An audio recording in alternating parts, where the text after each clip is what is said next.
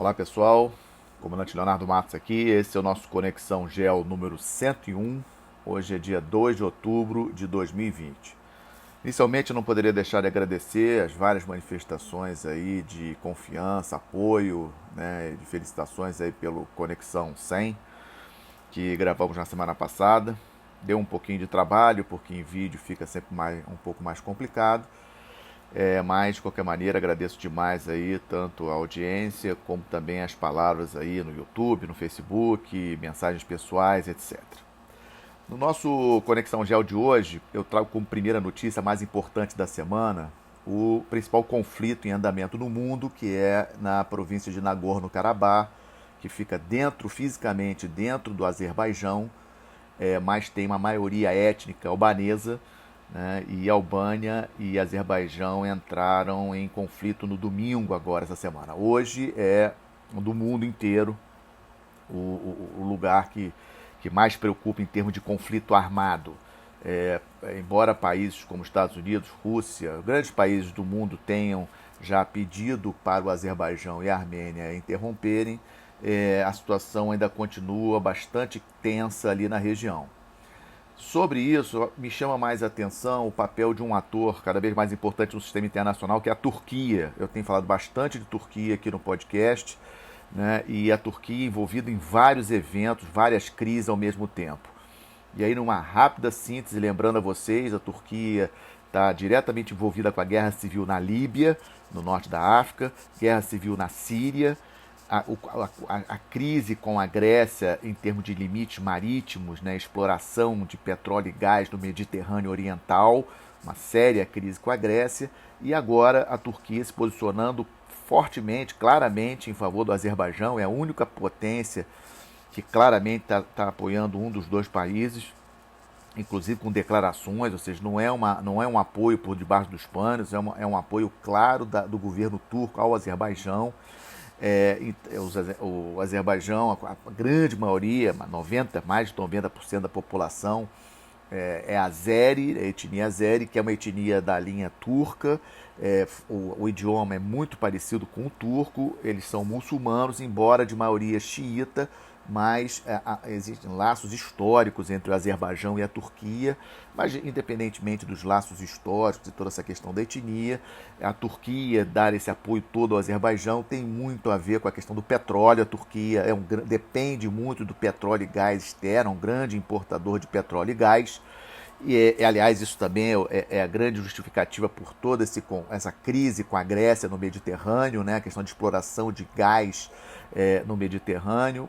A Turquia ainda mantém um navio de pesquisas numa área que a Grécia considera como área marítima de jurisdição grega. Então, esses dois, em relação à crise entre Turquia e Grécia, temos uma novidade que ontem a União Europeia, reunida em Bruxelas, os chefes de Estado da União Europeia se reuniram lá em Bruxelas e decidiram dar ainda mais 2 meses para as negociações bilaterais entre Turquia e Grécia, Turquia e Chipre, com relação à questão.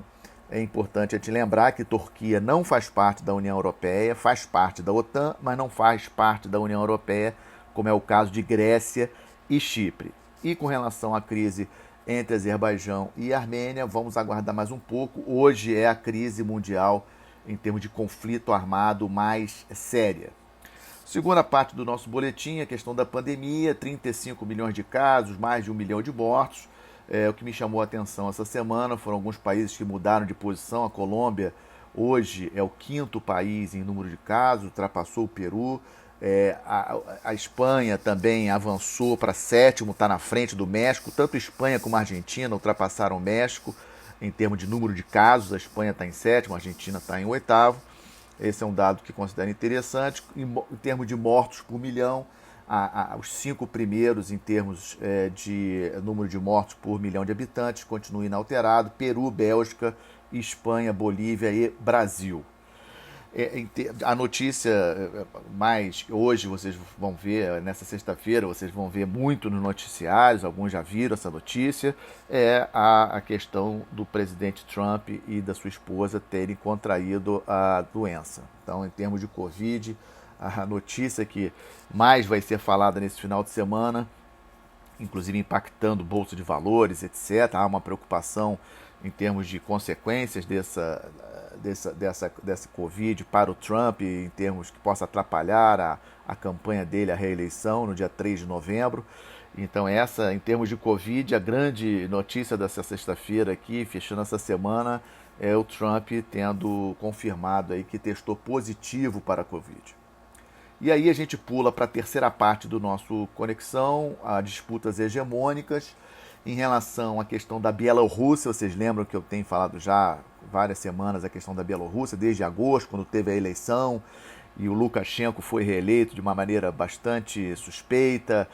Vários países protestaram em relação a isso, tem ocorrido protestos nas ruas do país, principalmente na capital Minsk, desde a reeleição do Lukashenko em agosto. E ontem, na reunião dos líderes da União Europeia, foram votadas sanções contra determinados indivíduos da Bielorrússia, mas não contra o Lukashenko. Então, a gente fazendo aqui um balanço, eu achei que a União Europeia pegou, digamos assim, pegou leve contra a Bielorrússia. Achei que eles pudessem ser um pouco mais incisivos. Mostra aí o peso por baixo dos panos, na minha opinião, da Rússia, que depende muito da Bielorrússia em termos de proteção, entre aspas, né, por fazer ali uma certa barreira física entre a Europa Ocidental, a Europa Oriental e a Rússia. E eu acho que por baixo dos panos a diplomacia russa andou agindo ali, principalmente com a Alemanha, com quem eles têm uma parceria importante, e outros países ali, mas isso obviamente por baixo dos panos, é uma suposição minha, considerando aí a tradição aí da diplomacia russa, forte diplomacia russa, bastante atuante, principalmente nos bastidores. E eu acredito que deva ter tido aí interferência nessa decisão para que essas sanções da União Europeia contra a Bielorrússia não tenham sido tão fortes assim. Mas foram sanções e por isso trago aqui para vocês. Ontem foi aniversário da República Popular da China, esperava-se manifestações fortes, principalmente em Hong Kong. Ocorreram manifestações, mas haviam mais policiais na rua do que manifestantes. Mesmo assim, cerca de 80, 90 manifestantes foram presos ontem em Hong Kong. E me chamou a atenção esse fato de que não foi uma manifestação tão forte como se esperava. Ou seja, pode ser que realmente essa mudança na lei de segurança em relação a Hong Kong finalmente está tendo aí os efeitos que Pequim queria e está, digamos assim, colocando aí os manifestantes de Hong Kong numa posição bastante difícil. A grande questão ali daquela região, volto a insistir, Taiwan. Os Estados Unidos continuam em tratativas com Taiwan, tentando apoiar o governo atual taiwanês, que é um governo contrário totalmente a qualquer possibilidade de reunificação com a República Popular da China. É importante a gente lembrar aqui que esse é um dos objetivos de Estado da República Popular da China, ou seja, é uma promessa que até 2049 todo o país vai estar novamente integrado. Então é importante a gente entender que o caso de Taiwan não é um caso simples. Falei isso na semana passada, já tenho falado isso várias vezes. E os Estados Unidos, sabendo disso, têm por baixo dos panos e às vezes até ostensivamente, abertamente, feito alguns apoios a Taiwan em termos comerciais, de oportunidades comerciais para empresas taiwanesas, para reforçar a economia do país, de maneira a dificultar cada vez mais a possibilidade de uma integração de Taiwan com a China. Essa, para mim, é sem sombra de dúvida uma questão importantíssima. Daquela região também me chamou a atenção que o novo primeiro-ministro japonês marcou sua primeira viagem internacional para a região do Sudeste Asiático e não para os Estados Unidos ou para a Europa, por exemplo. Então eu acho que esse foi um detalhe interessante. O Japão, obviamente, tem uma grande preocupação com relação à China, já sinalizou vontade de retirar algumas empresas japonesas e investimentos japoneses na China e, obviamente, para não ficar pressionado com os custos de trazer novamente essas indústrias para território japonês, em função do custo da mão de obra, o Japão de olho no Sudeste Asiático, em países como Vietnã, Indonésia, Tailândia, etc. Ou seja, devemos esperar aí um aumento do comércio e dos negócios japoneses ali com o Sudeste Asiático. Foi uma questão que me chamou a atenção naquela região. E fechando disputas hegemônicas, primeiro debate aí, obviamente, interessa demais isso em termos de disputa global, quem será o novo presidente dos Estados Unidos. O debate, o primeiro debate, são 3 debates presidenciais, o primeiro debate entre Trump e o Biden ocorreu na terça-feira. Acho que existe uma unanimidade da imprensa mundial e na opinião pública de uma maneira geral, inclusive na americana, de que foi lamentável o debate, muito interrompido, principalmente pelo presidente Trump, cortando, tentando fragilizar o Biden, interrompendo ele várias vezes, interrompendo inclusive o moderador do debate, que é da Fox News, inclusive, que é uma rede americana de televisão pró-presidente Trump, claramente pró-presidente Trump. E foi lamentável, na minha opinião, né? Os Estados Unidos, ele não pode esquecer que ele tem um papel, não tem como, é a economia mais forte, é a potência militar mais forte, os Estados Unidos têm que exercer uma liderança mundial. Essa é uma questão importante que a gente não pode desconsiderar.